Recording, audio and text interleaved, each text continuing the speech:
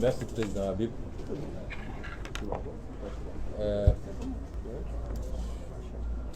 J'avais insisté auprès du président Déthié Fall et du président Habib Sy,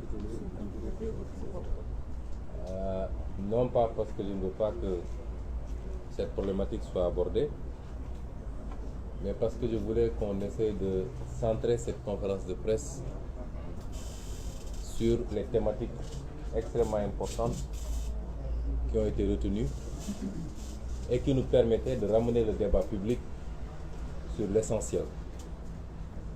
Je crois que Cheikh Ahmed Tidiane Youm vient de le dire, l'une des plus grandes spécialités du régime en place, c'est l'allumage de contre-feu. Et malheureusement, avec une tendance à emporter une partie de l'opinion et de la presse dans des débats secondaires au détriment de l'essentiel. Et moi, ce que je considère comme l'essentiel, c'est ce qui impacte réellement sur la vie des Sénégalais et des Sénégalaises qui souffrent comme jamais.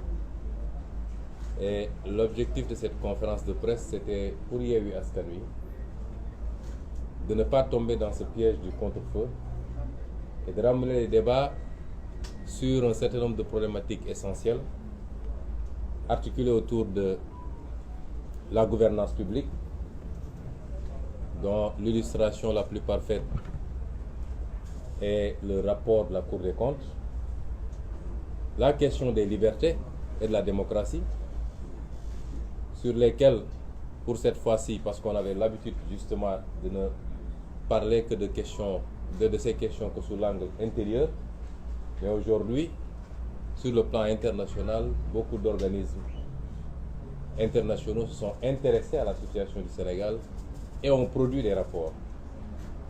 Mais également les questions liées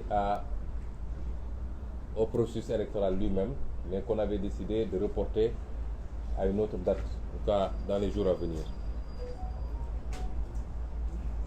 Dans la répartition des temps de parole, il m'est revenu la charge de traiter ou de m'adresser à la communauté internationale. Vous remarquerez que depuis quelques jours, Yewwi Askan Wi s'adresse beaucoup à la communauté internationale. Parce que nous nous sommes rendus compte que nous avions plus ou moins délaissé cet espace extrêmement important. Nous savons tous que le régime de Macky Sall est totalement fini au Sénégal, à l'intérieur, au niveau des opinions, au niveau des électorats. Nous savons tous, et lui le sait mieux que tout le monde, qu'il est extrêmement minoritaire et minorisé dans le pays, nonobstant les pratiques de fraude massive qui lui permettent de réduire un peu, ou en tout cas de maquiller cette minorité qui est la sienne aujourd'hui au Sénégal. Et son terrain de prédiction aujourd'hui, c'est l'international, au niveau multilatéral comme au niveau bilatéral. Nous savons tous qu'il est aujourd'hui en France, certainement pour aller se livrer à une séance d'explication après son audience avec l'extrême droite, et pour aller, comme il a l'habitude de le faire, dépeindre l'opposition sénégalaise comme une opposition qui serait foncièrement anti-française, anti-occidentale, anti-ceci, anti-cela, et se présenter comme le seul garant des intérêts occidentaux. Et c'est pourquoi Yewwi Askan Wi a décidé de ne plus lui laisser ce terrain également.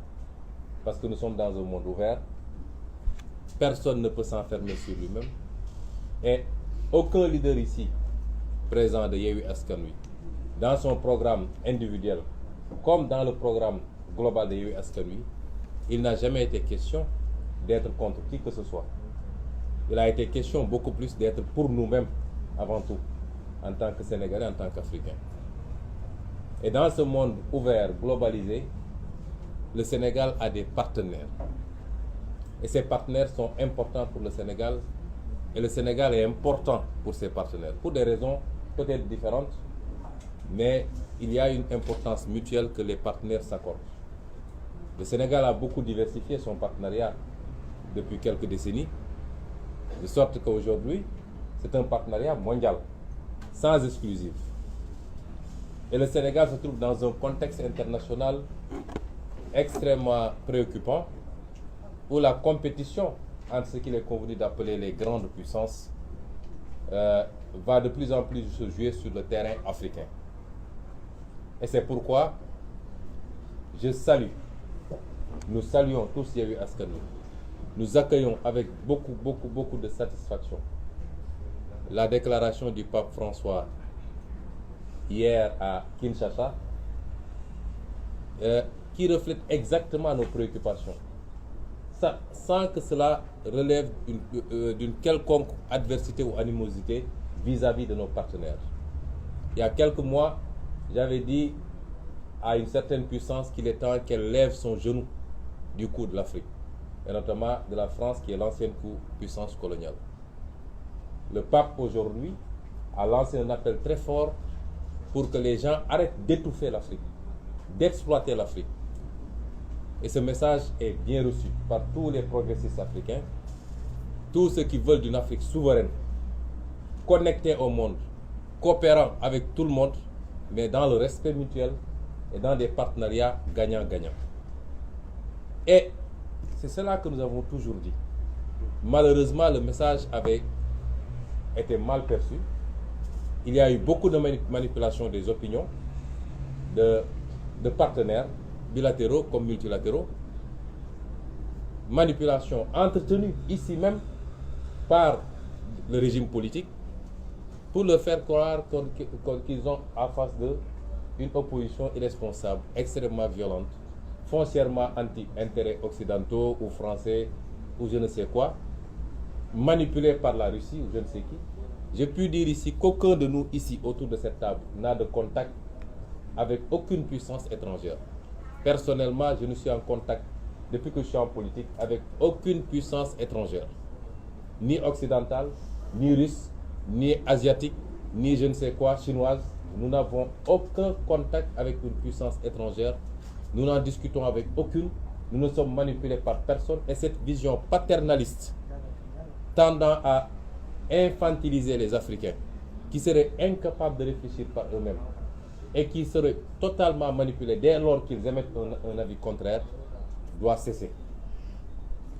Et si nous insistons, c'est que nous pensons que de plus en plus notre discours est entendu. Il était écouté.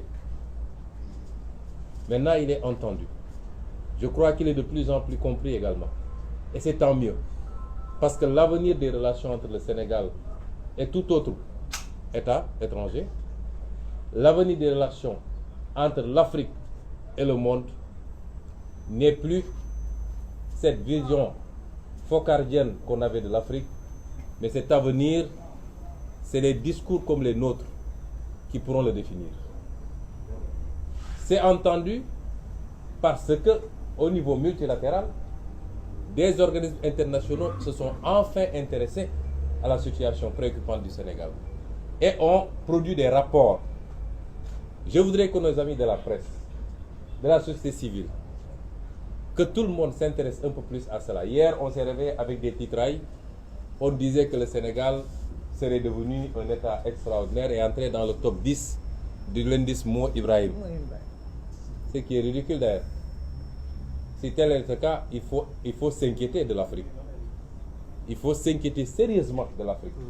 Si aujourd'hui, un pays où en pleine pandémie de Covid, des autorités ont pu faire ce qu'ils ont fait avec le bien public, on dit que c'est un exemple en matière de gouvernance, il faut s'inquiéter de l'Afrique. Qu'est-ce qui se passe dans les autres pays de l'Afrique, finalement? Et pourtant, on a voulu en faire un truc. D'autant que sur les indices les plus importants, on n'a même pas évolué d'un point, notamment sur l'indice de perception de la corruption.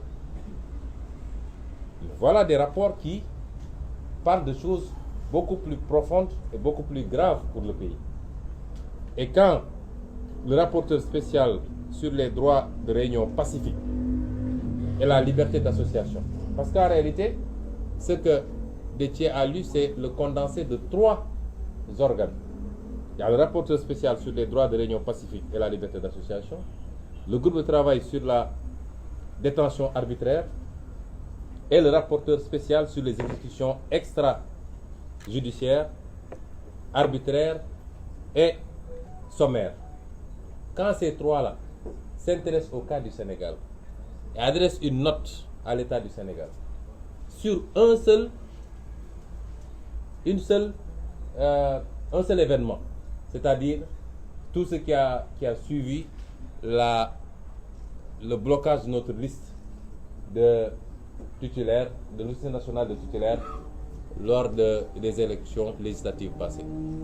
Les tentatives de manifestation, les arrestations arbitraires, les exécutions qu'il y a eu à Ziguinchor, à Bignona, ils n'ont même pas été beaucoup plus loin.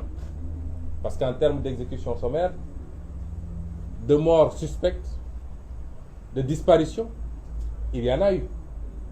Le cas de Mankabou est là, non encore élucidé.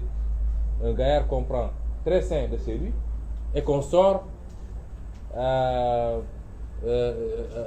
dont on sort plus tard une dépouille mortelle. Il y a le cas des deux officiers de l'armée, dont l'un est encore introuvable. Au Sénégal du XXIe siècle, ce qu'on n'a jamais connu dans notre pays. Nous avons les exécutions qu'il y a eu lors des événements de mars 2021. Et à côté de ces rapports-là, il y a le rapport du département d'État pour 2021. Ces rapports auraient dû faire l'objet de gros titres dans ce pays-là. Des rapports qui disent que des 14 morts des événements de 2021, au moins les 10 ont été exécutés par les forces de l'État. C'est extrêmement grave. Et on doit en parler. Et c'est une bonne chose que ces institutions internationales enfin s'intéressent à ce qui se passe au Sénégal. Et n'écoutent pas seulement le discours ambiant du régime. Et si l'opposition sénégalaise a un problème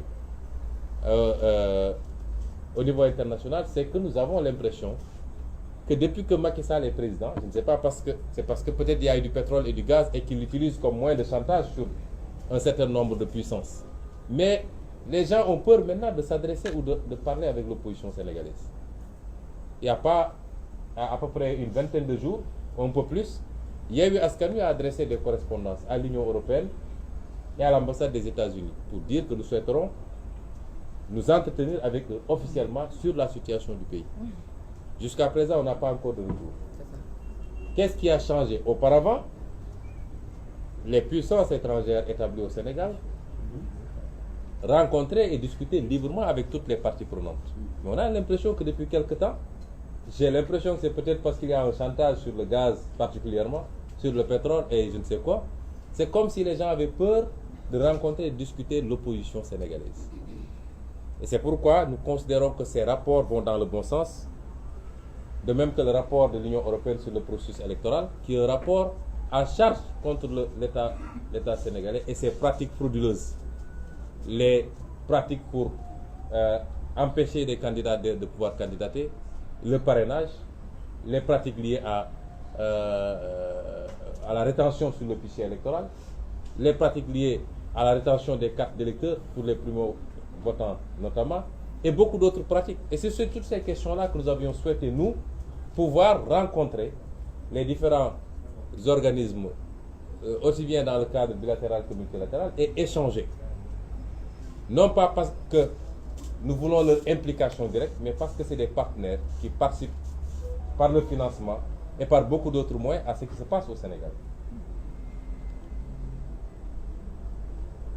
Et sur le plan bilatéral également, nous pensons que les choses vont dans le bon sens. Nous avons tous reçu des vidéos sur les débats qu'il y a eu la semaine dernière à l'Assemblée nationale française en commission relativement à ce projet de loi sur l'entraide judiciaire et sur l'extradition. Voilà le genre de débat que l'Afrique d'aujourd'hui veut entendre. Voilà le genre de débat et le genre de préoccupation qui rassure les Africains. Parce qu'on a tendance à dire que nous devons rassurer les autres, mais c'est les autres qui doivent nous rassurer. Parce que dans les relations que nous avons entretenues avec le reste du monde jusqu'à présent, l'Afrique a été la grande perdante. C'est ça la vérité. Et l'Afrique a plus besoin d'être rassurée que les partenaires ont compris son discours.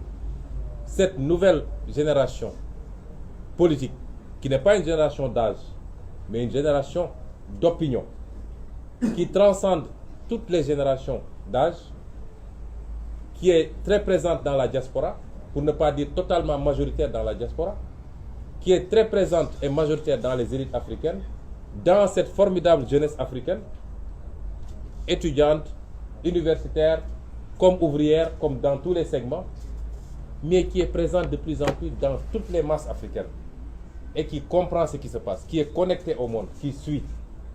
Il est temps que le reste du monde comprenne qu'il a désormais affaire à des peuples majeurs qui ont fait leur mieux et qui comprennent où se trouve leur intérêt. Et ce n'est pas en mettant des présidents de la République, en leur donnant des blancs-seings et en fermant les yeux sur leur exaction contre leur population, dès lors que ces présidents de la République satisfassent